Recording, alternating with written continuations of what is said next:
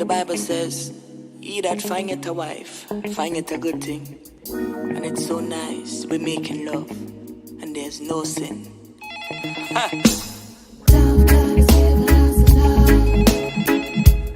Hello. I'll be there shortly.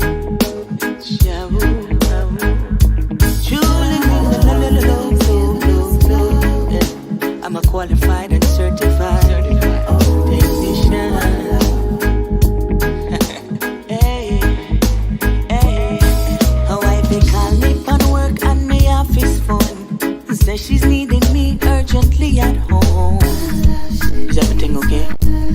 I just need you to get here. Clearly to me she's feeling miserable, and I'm the only man on earth that can ease her trouble. So when this girl just start to malfunction, pick up the phone and call the technician. Good evening and welcome to another episode of Marriage Talk TT. It is the 4th of October 2021. A few things happened today. Physical reopening of schools. We had the budget being read, and then we had a social media blackout.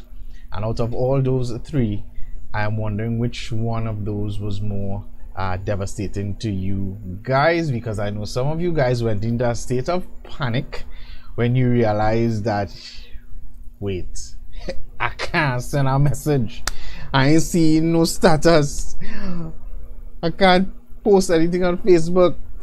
Some of you guys who live for Instagram and post stories whole day and model on Instagram, and you have a big following and you have all your followers on Instagram, and you don't know what happened today because you couldn't model and flex yourself, and you went into a state of panic.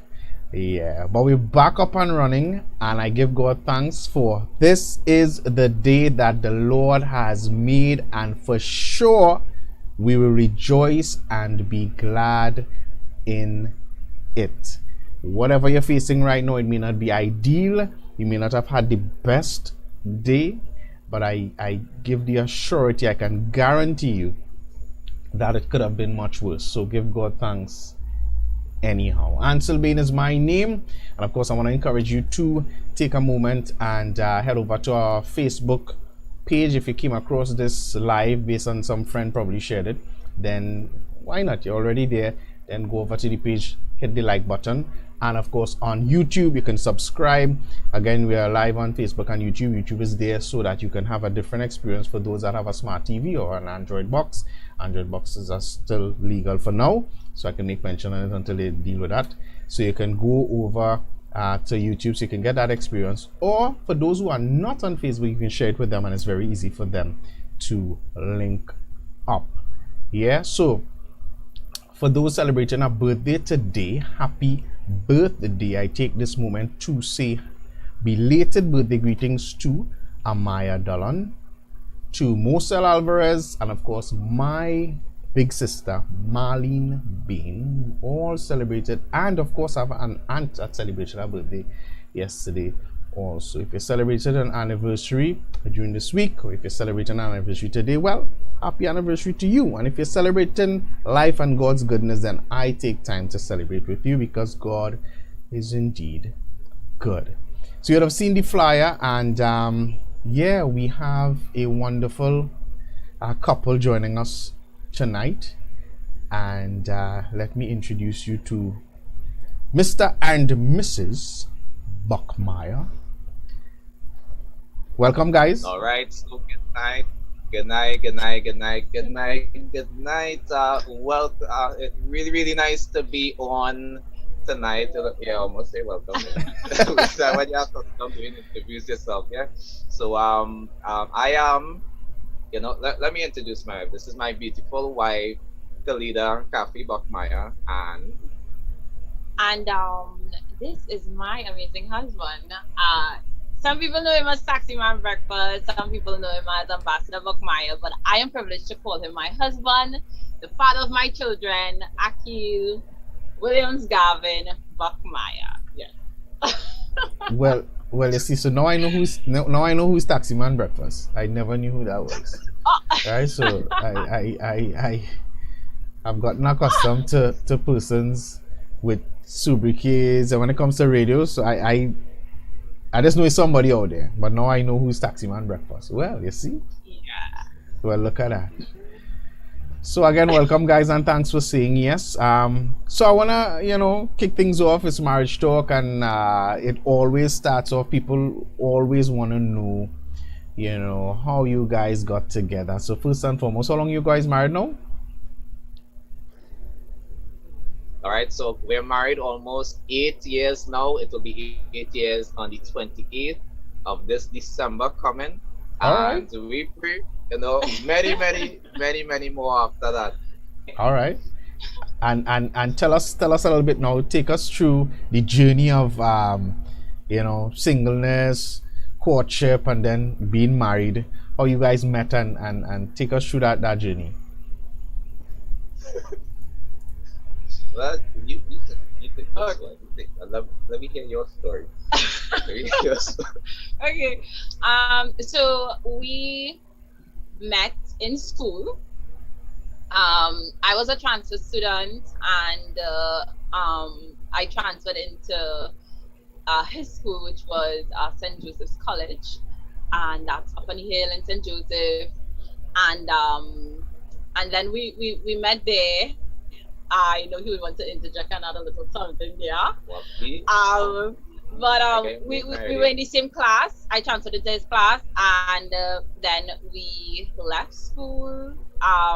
We were friends. We used to talk and everything, and we were never together in school. We left school, graduated, and then he was stalking me all the time. I'm joking. No. So no, I'm joking. I'm really joking. What happened is that after we left school, we met back up in our hometown right now, which is Trinidad, Chaguanas, and we just remained friends and that kind of stuff. And then he was in a relationship, I was in a relationship, back and forth and that kind of stuff, and we stayed friends. And then, we got together. No, that's a kind of rush, right? That's a kind of rush through. Right. So we missing some details inside of there. So let's go back a little bit. So you guys were in school together. There wasn't any liking. You said that no interest like that kind of thing. You guys left school and then reconnected after that. We reconnected after that. So, you remember the reconnection and the actual day? What you all met? Where you all saw each other in the mall? Could you remember? You want that? You want everything? Okay. Okay. Well, we met in the streets actually. We bounced back up in the streets. And then we exchanged numbers because at that time, I don't think we weren't Facebook, but we weren't friends on Facebook. So we exchanged numbers, and then we started texting and talking, and we remained friends.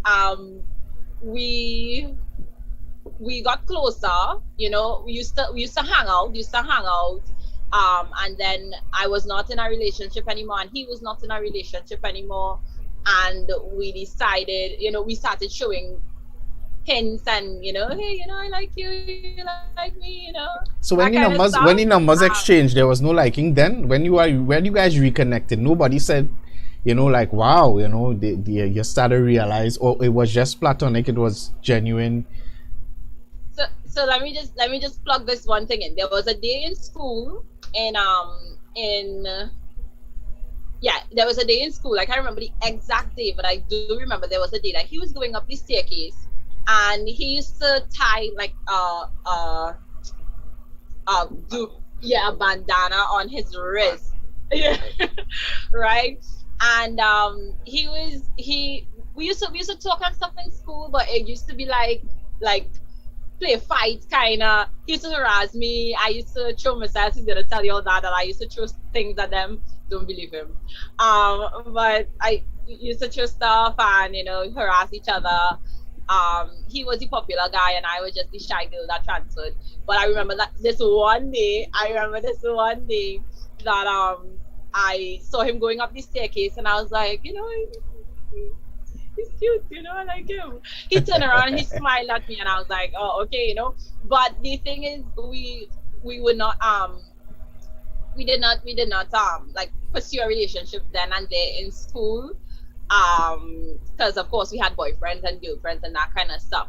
And then we met back up, and it took a little while after, but we kept everybody used to say, like, we were friends, and everybody would be like, oh, you're a boyfriend and girlfriend, you're a boyfriend. I'm like, no, we're just friends. And of course, you we all go to denied it, schools and now, together. and now look at you. I'm wondering, when these people meet you up now, what do they see? You know? That's because when we were just friends, people were thinking that we were boyfriend and girlfriend, right? When we became boyfriend and girlfriend, they thought that we were married, right? And then when we got married, they were like, "Y'all are brothers and sister. You're related." We're like, what is it?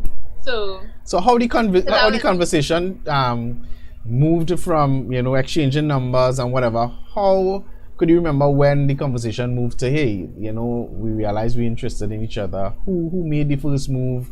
Was it you all went out on a date? Was it at a church event? Let me jump in. Just to add, just to add on what Wifey spoke on earlier. Yeah. She, like she said, she transferred to the school. It was she was one out of three girls that actually transferred to the school. Um, and she wasn't like the nicest one, but she I ain't saying that how she nicer. I ain't saying she nice. She wasn't the nicest one, And when the first one came in, the boys in the class went crazy, like, who is this girl? Ting. And me, as the weird guy, the awkward guy in the class, end up being with this girl, And then after Wifey came in, she wasn't Wifey at the time. She transferred in, and then I noticed, I was like, she kind of nice, but what actually led me to getting into a relationship with the first one is that I did come out of a really bad relationship, as in the person I was with, she got pregnant for another guy.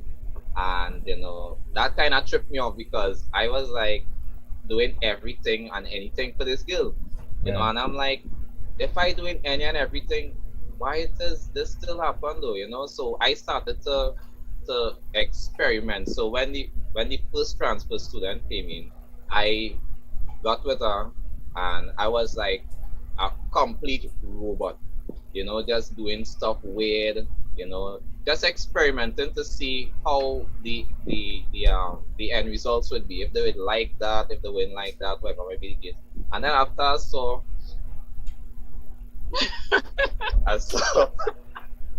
my wife was a wife back then, and I was like, she real nice, boy. Like she said, we used to like have little weird interactions where she would be pelting me with projectiles whole day. Every time this chick see me, pencil case, book bag, I'm like, what I do this? Girl? Like, what going on? Now me ducking through the class like if it's World War III, but, but whatever. We came out of the school, school done, whatever. We bounced back up in Shogunas, exchanged numbers, like she said. Just to maintain friendship, we met in Shogunas. We know each other from in school. We split up after school and didn't really see, and maintaining the friendship, yeah. And a little bit after that, I'm like, I still kind of think this girl cute now, but yes, and so I reach out to her time, and I'm like, you're nice, how about being your boyfriend, And she was like, she's in a relationship right now, and I'm like, Wait, you get I shoot down there? understand that. You get shoot down there? Yeah, Is that all going? I shoot down like balloon going down, deflate one time, and I'm like, if I can't be a boyfriend, I want to be a best friend. You know that No, you no I'm no no. You want to just cause would slow problems. down. You want to cause problems. If I can't be a boyfriend, then I will cause problems because how you go? You would avail yourself and market yourself to be best friend when you the woman in a relationship. That's how. And this the boyfriend at the time did not like my head for nothing. Absolutely nothing. He actually wanted Well, to square off. I guess he could. I guess we could see why now, right? And I didn't even know. I didn't even know. 'Cause same school, same school. Yeah, and you know, um like wifey said, she was in a relationship. I ended up coming out of one. Then when I got a girlfriend, she came out of one. Then after she got a boyfriend, I came out of one, and it was just that weird roller coaster of, it wasn't the right time, wasn't the right moment kind of thing, and then after eventually, Sorry, we used to share each other. We used to share stories. yeah, So we used like to share we stories. knew about each other's relationship Yeah. and It, like who's doing what and who like You all were the playing. hurt and the You all pain were playing. It was inevitable, confiding and in you each guys, other. you already delaying the inevitable. That is always going on there. and it have each other partners just freaking out about Yeah. the two of us, because you remember when it had sometime my girlfriend at the time called her. I don't even know how she got the number. I can't remember how she got a number, but she called her and was like, her name only jumping up and all that kind of thing, Yeah. and what she is to me and all that, and similar situation with her boyfriend to me, you know, um, We just used to be like we're friends. We're just friends. we're just friends, Yeah. and Everybody knew you all were lying. You all basically you all were friends from the structure of things. You all were friends from all appearances, but something was happening behind the scene, and I guess you guys knew that yeah, something it was took a happening. lot Come of on. shutdowns. It took No. a lot of shutdowns. It had So many times I approached her and she was like, you know what? I just consider you, brother. I got Oh, friend go, zone so go, go. much times that friend zone. I probably create when you Google friend zone, you'd see my face next to it. I got friend zone so much, you know. listen.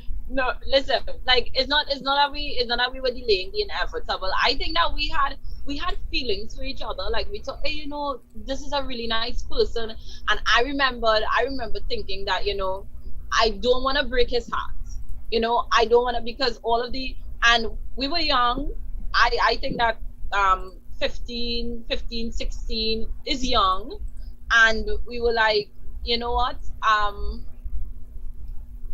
relationships, we didn't have a good track record.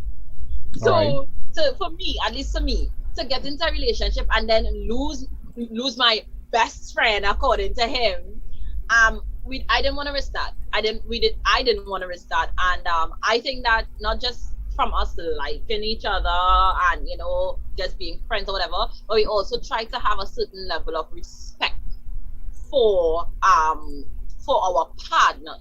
So there was never any like crossing boundaries while we were in relationships, that kind of stuff. Even though it may have been done to us in from like by other persons in our relationships, we did not do that to each other or to our partners. So it was not, it was inevitable. It's just that the timing, it was tricky. It was tricky. Now take us to the so you guys got in a relationship and all that, and take us now to, was there a proposal? What happened before the actual marriage? Was there a proposal? Did you guys just sit down and talk about it, say, hey, let's get married? What happened? Well, the second one more than the first one. Yeah. So I was actually renting at the time, and she came over and we vibe a little bit. Then after, we just lying down on the bed, and she was like, that she'd always punk me for this, like saying that's how she forced me into it because she brought it up, getting married. And at the point in time, I wanted to. It wasn't like the top of my head. But when she brought up, I was like, yeah, boy, that is the thing there. I know what it is I want. She know what it is she wants. Um, let's get married, and it was just like that on the bed. Yeah, we just shook our heads straight, and we went around telling everyone after that our decision. Well, my mom, she was ecstatic about it because my mom really liked her. Went and told her parents. That was a whole. She pregnant? No. No. We just want to get married. Went and tell the pastor. She pregnant? No. We just want to get married. So this was just this was how long? thing. This was how long in the relationship? 1 year after we kissed. We kissed on December the 7th. So when you guys kissed, that's when you guys kissed, that's when the relationship started. When the relationship started, how long before you all got married? The next day after we kissed, the relationship started. So it was December the 17th, 2013, 2012. So that's what, I guess married that's right. So I guess that's why people were probably kind of, questioning and wondering. Probably why I just kind of confused though that you guys actually kissed before you were in a relationship. That just kind of No. That's the same thing we were talking about today. Yeah, because we never really went back over the story, but all throughout our friendship, and especially there was a point in time where we were not in a relationship, but we were not together. We just remained friends, and my husband knew that I loved cheesecake, so he would buy me cheesecakes. He bought me two fishes, the best two fishes in the world, Joy and Peace, and God rest their soul, they died. I don't know if this was his thing, but he actually bought me fishes that he knew that would jump out of the tank, and I did not know that. Oh, I but didn't know that. they were beautiful zebra fishes, and I love fishes, and I was so happy. And he bought them the same color that I painted my room, and he helped me paint my room, and it was just a young girl's dream kind of thing. No. My thing is this. I mean, you guys were not in a relationship at that time. You just mentioned that. No, right? not with the fishes and stuff. You not are with the right. fishes. So But he was just doing really. But he was risky. Really nice You were really risking it though, because to go through all that, you went through a heartbreak, as you mentioned earlier on, and to come in here going through all this now, and Kathy decide, nah, boy, that would have been real problems, because I mean you're going all out. This is not a relationship, but clearly you're doing the most. I was trying real hard. I was like the definition of try hard. Like I said, I got shut down a lot, but persistence and a little bit of patience. I just did stuff just because that is my nature, just to do stuff. Once I latch on to it, I just do stuff, and that. So watch her paint the room by herself was painful, so I just see I was just help to paint the room, it would save everybody, So that was so we're sharing all of that because he was really nice to me, and then there was a time I was going to school. I was in school. I was studying at Napa, and I remember I had this friend, and she was talking about getting tested, and she was super scared, or concerned about going and getting tested. Yeah. And so I went with her, and then he calls me, and he's like, "Where are you? Ting."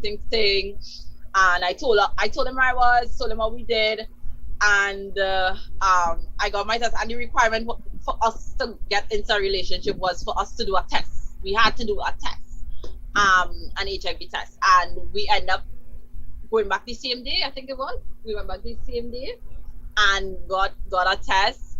He got his test. I got mine, and then we were like, "All right, cool." Right? That was a scary moment. It really was a scary moment. That was it. That was it. And then we decided, okay, well, it's safe to pursue. It's safe to Mind you, we were going to church and everything. We were in church. I used to invite him to church. We used to hang out together. We used to pray together and all of that. So when we Yeah. got in, when we were actually moving like a couple before we got into a relationship. Well, I came to that conclusion very, very early in this interview. I came to that conclusion. You all, according to Ground Control said that he was the let me see, Ground Control said he was a shadow man, but clearly you guys were shadowing without even knowing you all were shadowing a relationship. It was because we were so comfortable with each other, and I remember like all of our family and friends were like, "Hey, are we together?" Think. They was like, "No, we're just friends. You know, we just normal." And then when we got into a relationship and stuff, everybody was excited at first until they heard that we wanted to get married, and then we started to get different stories and stuff. Yeah. But we did decide a year after that we were together. So we got together in 2012. The kiss sealed it, and Seal then with a kiss.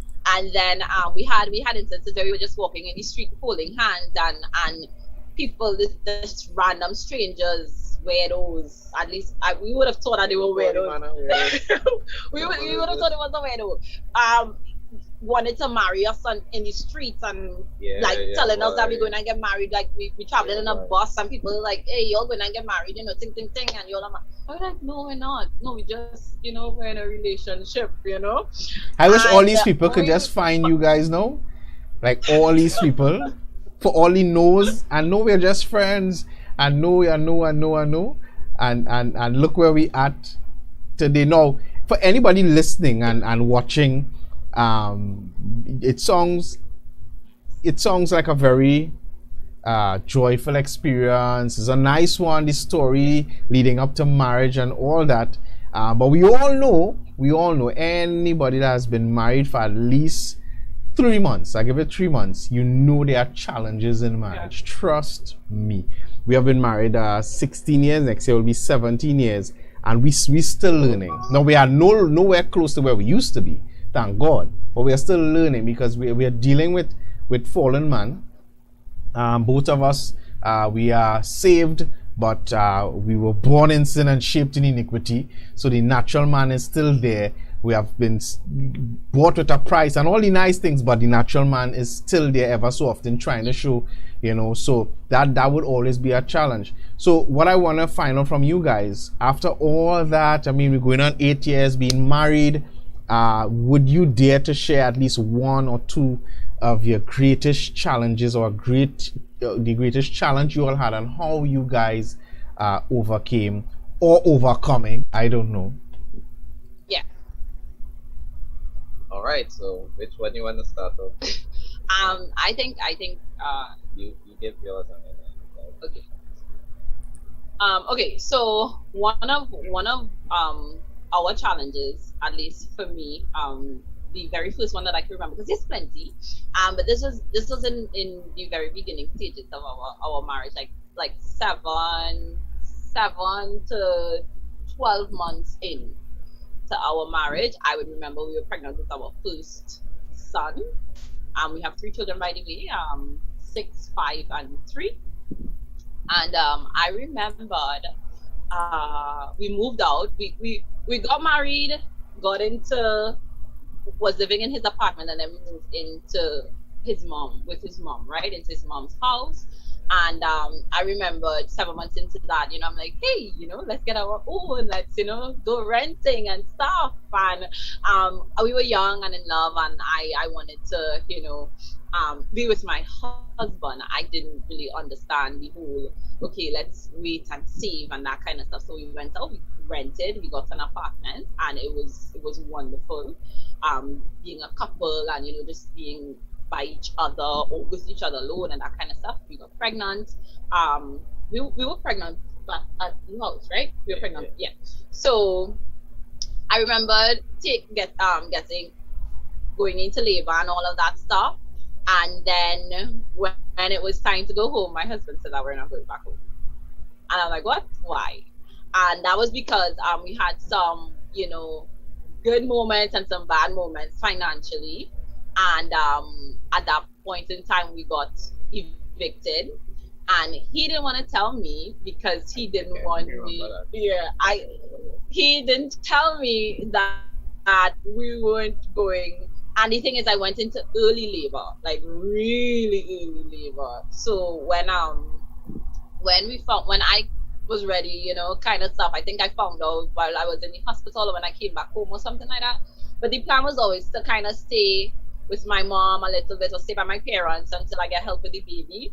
And then when he was old enough, we would have gone back. And yeah, I remembered, hey, we're not going back home. So we had to find a new a new a new a new place. So where you all moved to after that, because this is you coming back from the hospital Yeah. and getting this news. Where you guys moved to? Did you actually moved in with your parents? We were here. We were here. We were Oh. we will buy my what? Sorry. We will buy my mom and my dad. And let me just because I think I'm mixing it up. It was the second child that Okay. happened with, because I remember us going back. Yeah. So it was the second son. So that was after I found out I was pregnant. I went on a retreat. I made everyone in the retreat feel like it was the place, the food was giving you food poisoning.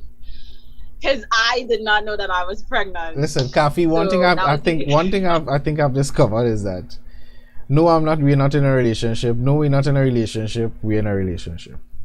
No, I'm not pregnant. No, I'm not pregnant. Yes, I'm pregnant. So from now on, please reevaluate all your arguments before. So anytime, think about it, because clearly you're not doing too well at all with that. But so when it comes to a situation, this is finances. My wife and I, we always talk about how finances could play a serious role in destroying marriages. And that goes far and wide, from persons not communicating enough, making bad investments, and all those things. It is very detrimental to marriage if it's not properly organized and managed. But right now, as we speak, somebody will come across or may come across this video, probably now live or later on, and they may be in a position like this financially. You tend to get bitter with your spouse. It just, nothing seems to go right because you're angry all the time because of finances. What would be encouragement to a young couple, probably pregnant, just had a baby, or even not pregnant but financially in a financial bind right now, and they probably have some pulling and tugging? How would you encourage that couple? All right, so encouragement. The encouragement for a young couple that's going through financial issue. You know, it's not always about the love and the finances, but what actually makes what made us strong is that despite that, we have the differences and stuff with the not just the differences but the needs wasn't being met in terms of finances, and the whole eviction thing, that would stir up a whole set of emotions in you, especially when you don't really want to, and not expecting to, you then get into it for this. You just have to make up your mind. Make up your mind. Is getting into the relationship or into the marriage just to throw away, weigh your odds. To me, finances, it's not a major play, in terms of, yes, we need stuff, yes, you need stuff and that kind of stuff. But to me, It's not worth throwing away the marriage for. It shouldn't cause. it, better will come. Better will come. Just put your minds together, have a little patience, and work with each other, and eventually you will get out. Don't be too bitter for long.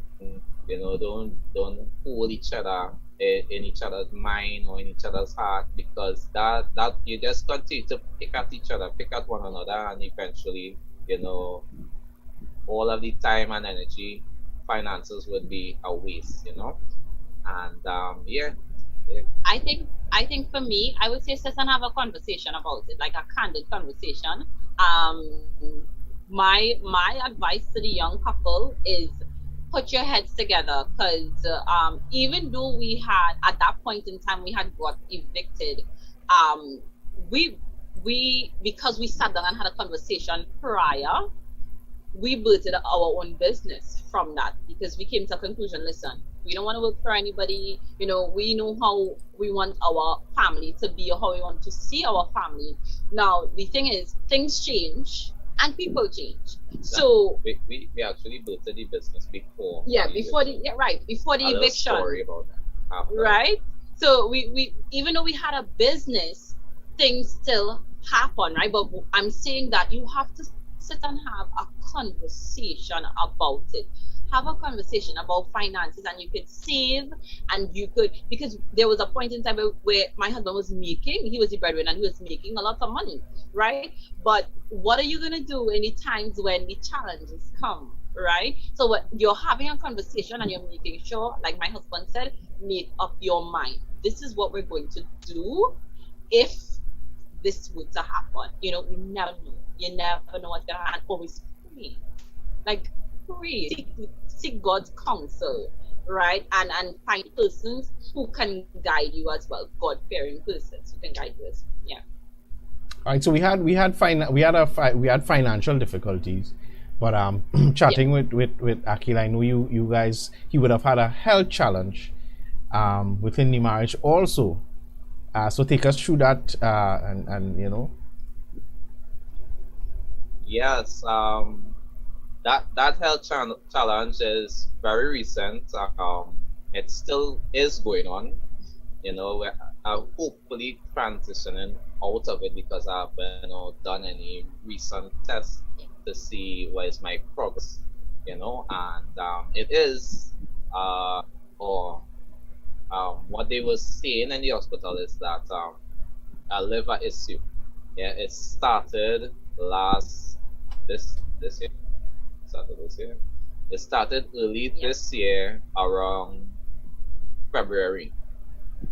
Um, I was working at Ling, and the day before the whole observation, I was getting like really bad headaches and thing, and I told the supervisor that I'd be, you know, staying a couple days just to check it out.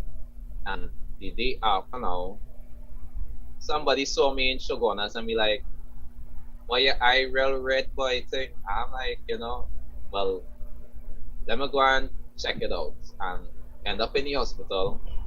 I'm telling the doctor that two persons let me know that my eye is very red. I come to check out to see what it is about, and the doctor said, "No, yeah, it's not red. It's actually yellow." And that actually you know pushed me to go privately, because they were telling how the hospitals go. They give you a very late date to actually figure out what things are, or to go and do tests to figure out what things are.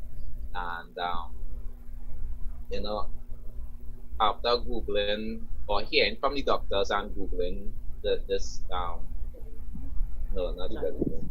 The whole eyes being yellow is a part of being jaundice, and jaundice at a late age is not a good thing.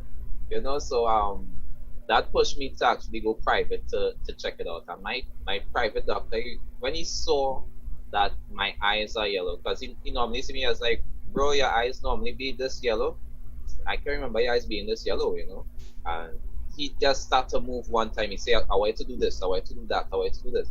And I just had to fight up to get the money to pay for those blood tests and um, ultrasounds, because once it is something wrong with your liver, they have to do not just blood tests but ultrasound as well.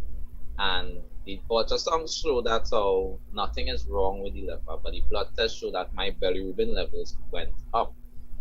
So it, with that said, it had a series of back and forth. To make the story short, I took 4 months from the whole headache and thing to the actual the doctors telling me what it is.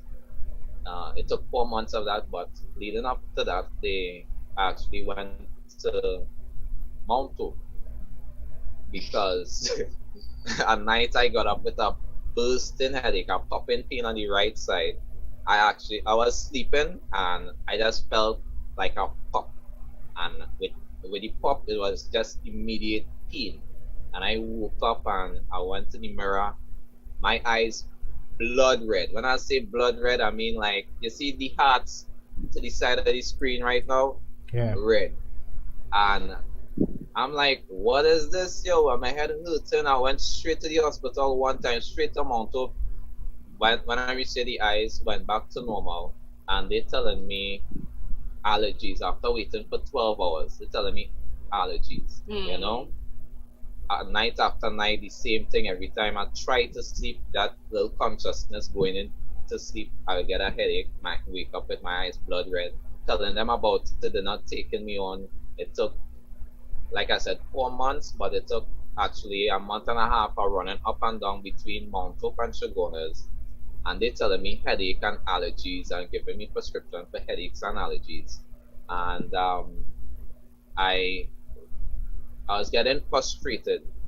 There's when Jamie Thomas, late great Jamie Thomas, he knew what was going on with me, and he knew that things wasn't alright. So he started to help me in terms of and a day he as he finished with it was a Friday.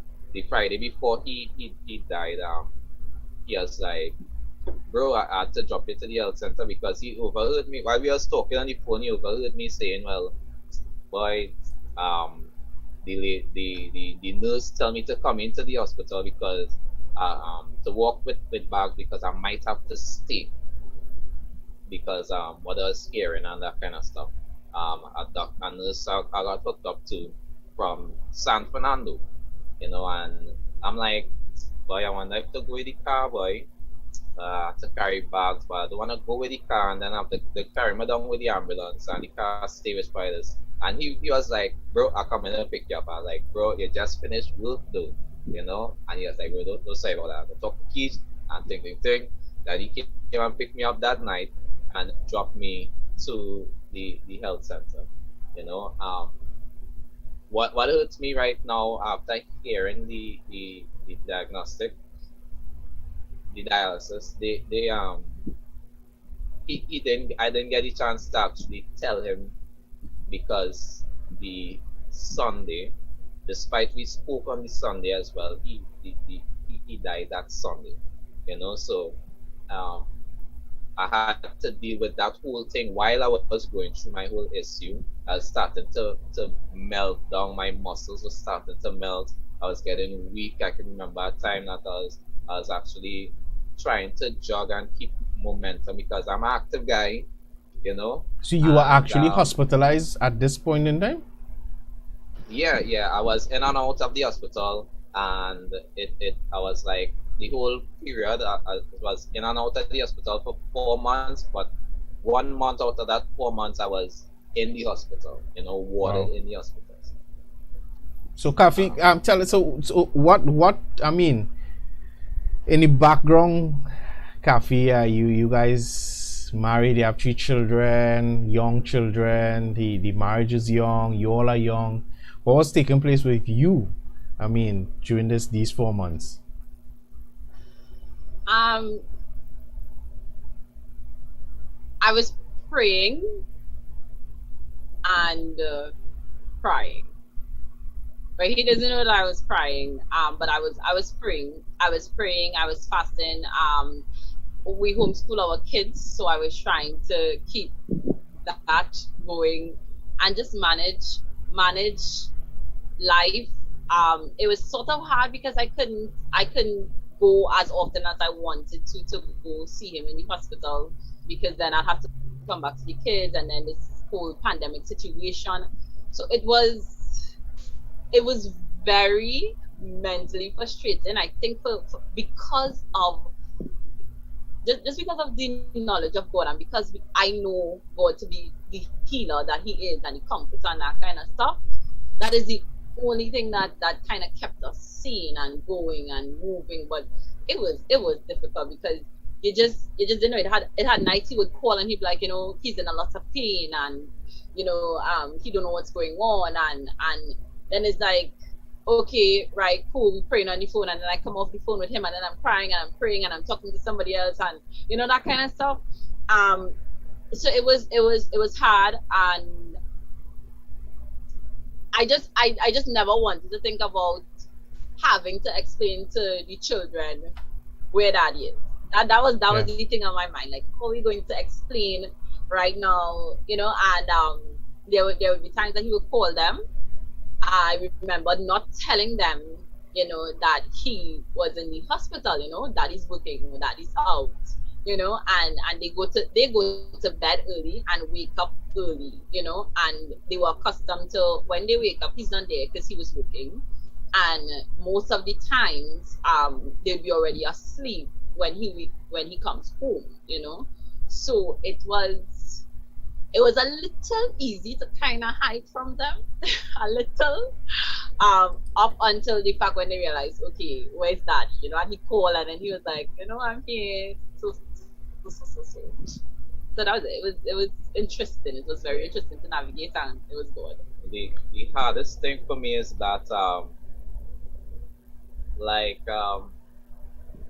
you not really expecting to go through this at such a young age, just turned 30 and live a problem, boy. Like, Yeah. you have three children. I don't know how they're gonna turn out, and many of the cases, many of the days it seemed like, this gonna be the last day for me, because I really started to deteriorate. You know, the pain and how small I was getting was crazy. And what was hard or frustrating is that the people that I trusted with my life wasn't taking me serious. Yeah. I had to go and do research. God led me to certain sites to actually, eat properly. People was calling out to me and be like, go and get gyro or Jari or whatever the thing is. Yeah. Well, I try to figure out where gyro fitting in this whole mix here. But Jari, I do know. Go and get Jari. And I'm like, I had to take a stand. People who are not expecting, who's supposed to be believers, they want me to reach out to another God and say that I go in and get healed by another God, and I'm like, if I am supposed to go out, if I'm supposed to die, let me be stubborn for my God. Let me take a stand for my God, because at the end of the day, I would know that I took a stand for my God, and if it's my time to go, God will say, well, welcome in, then you still go and get Jari, and it have a potential that you still will die. So if I go and get Jari and I still die, you lose your God will salvation. be like, who is you? Yeah. Who is you? You risk it. So people thought I was mad. The devil took advantage of my health, my wealth, my sanity, all together in that 4-month period. Like I told you, I went and Google, just once you're having any problem with your liver, there's one of the major filters of your body, and you need to eat right. You need to stay away from certain medications that would be too strong for your for your liver to process, because it could cause more harm than good. So I stood with that, and I stood away from getting jari. Sorry, that word there, getting Sorry. jari, and the doctor started to question me being on the ward because I'm refusing the food they bring in.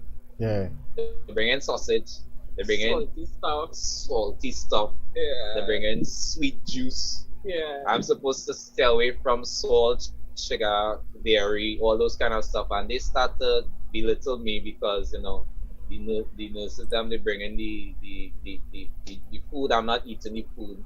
They bring in the medication. I'm not taking the medication. The doctors them start to they wasn't taking me serious. They actually sent a psychiatric doctor to analyze me, and I actually had to go through um what a St. Anne's Off Center off site to Yeah. actually for them to talk to me to make sure that I'm okay because I'm not taking their medications and their food and that kind of stuff. And I'm not providing for my family for 4 months because I'm deteriorating, I'm Yeah. weak, I'm sleeping the whole day. And people bring in different spiritual stuff for me to decide to go that route. I was being attacked all out. And what kept me is that if I'm supposed to go, I don't want to. I had to make peace with myself. Still making peace with myself. If I'm supposed to go, I taking a stand for my God. Yeah. I take a stand for Jesus, and that is what brought. I could stand right now or sit down right now because I ain't standing. I could see that I didn't go and get Jari. I'm still a little yellow in the hands. Days come, I would get some yellow in the hands and the feet. I'm not getting it in the eyes, but You I didn't could see jar it. that so You didn't jar it. have to go and get Jari, You didn't go on gyro or to, Jari.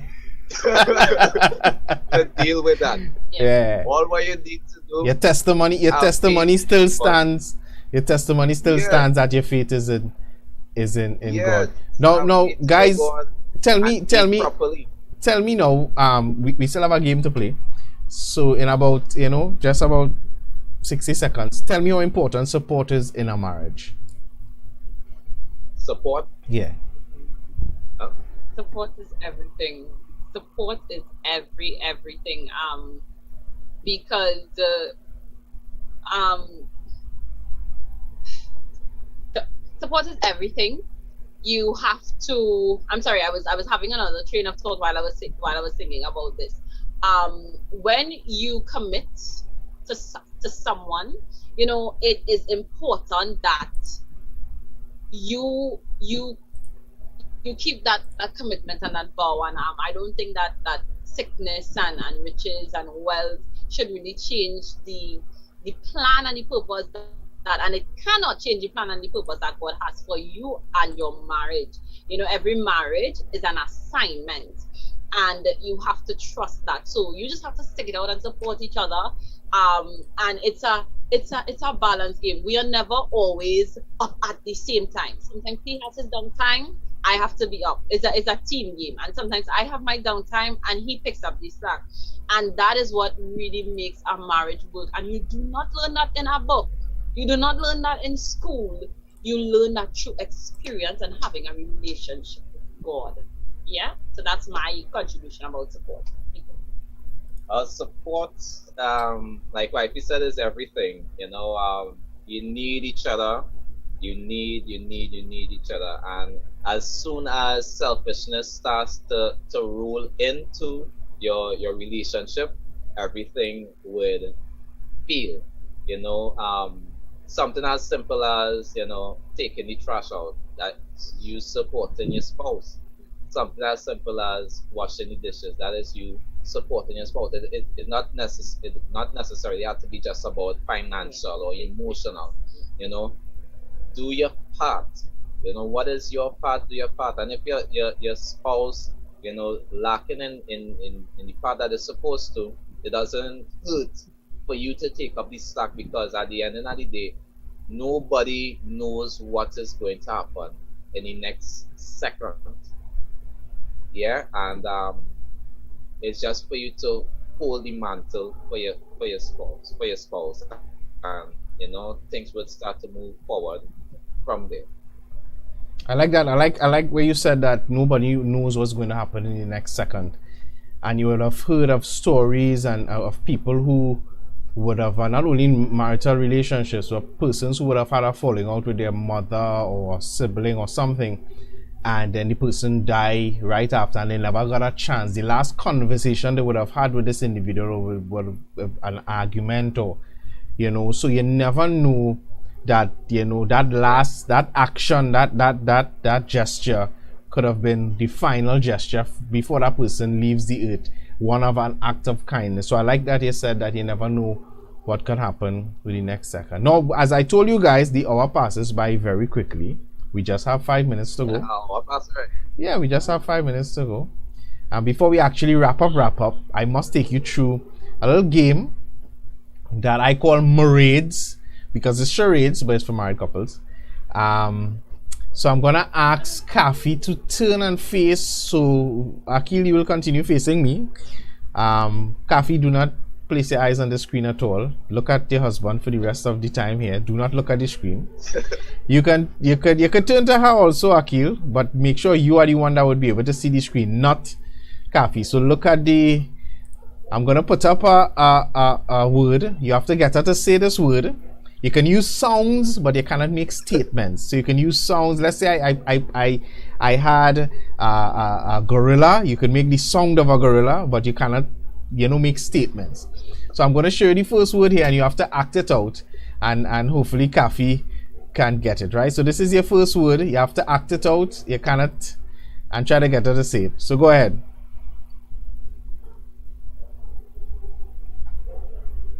So I can say words? No. Nope. I can't say words? No, you can make sounds. You can make sounds, but no words. You have to act it out. Sometime. Come on. Recall. Tongue in. Water. Water pounding. Pounding water. Rain. Bowl. Tongue in water. Bowl. Alright, so I'll give you a clue. Is from the Bible. So go ahead, continue. Okay. Oh, Noah's Ark?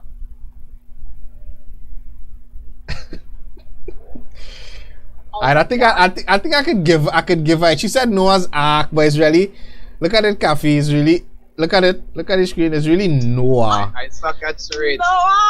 Oh my Don't god! get me on your team for charades, guys. Oh Well- Don't lose. Well, okay, but that wouldn't cause you to escape another round. So we'll try one more. Let's look at something. Let's try this. So Kafi, look at him. No looking at the screen. We're gonna try one more. Alright, so tell me, Akil, if you can get her to say. You saw it, Akil? Oh my god. Superman? Hey, you ain't too bad, man. You're not too bad at all. Well done. I think you can reward him with a nice kiss. Reward him with a nice kiss there. Yeah, reward him with a nice kiss there. I say you can reward him with a nice kiss. He did well. Even though he claimed. I'm shocked. Yes, even though he claimed that he's not too good at it, he did well. Guys, We love Superman. I wanna say Superman. thanks on behalf Favorite character. who, Superman? Yeah. I should have chose Batman. I don't know what you would have done. No, bro. No. We want to say thanks on behalf of my wife and I. We want to say thanks for being a part of the show tonight. Thanks for agreeing. I know it was kind of last minute, and we apologize for that. But yeah, thank you so much for being a part. Thank you for being a blessing. We continue to trust God for complete healing for Akil and restoration of his health. And we pray God's blessings upon you guys, complete blessings. So yeah, thanks again. I want you to do me a favor and just hold on. Don't come off the Zoom yet. Right? Don't come off the Zoom. Just hold on in the back there. Nobody will be seeing you. right? But hold on right there until the show is over, right? Awesome. Bye-bye. Bye. Thank you. So there you have it, guys. Kathy and Akil Buckmire, what a wonderful couple. And of course, being honest and real and such an encouragement. And yeah, marriage is a wonderful thing, you know. It is not for everybody. And if you're not married, that doesn't mean that you can't serve God. If you're not married, that don't make you less of a person. It's a wonderful thing, I say, because it encourages teamwork, and you're a nice little unit to add to the kingdom of God. So you're no longer alone. You have a partner now to work with. So it's a wonderful thing. So yeah, so we say thanks to all of you guys for your continued support. Those of you that would have viewed. Good evening to Pauline St. George. Good evening to Diane Bartholomew. Good evening to Charlene Roberts, Chanel Diaz. Good evening to Alonzo McCloud. Good evening to Adele Adams, Vanessa. A good evening to all of you guys. Yari J. Continue to pray for us at Marriage Talk TT. Continue to pray for us. We thank you for your continued support and your continued love. Just a reminder, on the final Monday of the month is where we have our prayer, and you can WhatsApp us at 789-5683. Send a WhatsApp and let us know if you will be willing to be part of the Zoom team for our monthly prayer live on Facebook. So WhatsApp us at 789-5683. Say, here's what, I want to be part of the prayer live with you guys, joining in prayer with you guys, and we will send you the Zoom link when the time reaches. Also, for that same WhatsApp number, we require prayer, we require counseling, you want support, whatever we can do, you can WhatsApp us at 789-5683. That's 789-LOVE. We are also part of a WhatsApp family called Marriage Can Work. So if you want to be a part of that WhatsApp group also, you can message us at the same number. So remember, trust in the Lord with all your heart. Lean not on your own understanding. In all your ways, acknowledge Him, and He's guaranteed, listen, to direct your path. But you got to do your part, right? Which is leaning and trusting in Him. Ansel Bain is my name. And until the next one, have a great remainder of the evening. The Bible says, he that findeth a wife, findeth a good thing. And it's so nice, we're making love, and there's no sin. Ha! Hello? I'll be there shortly.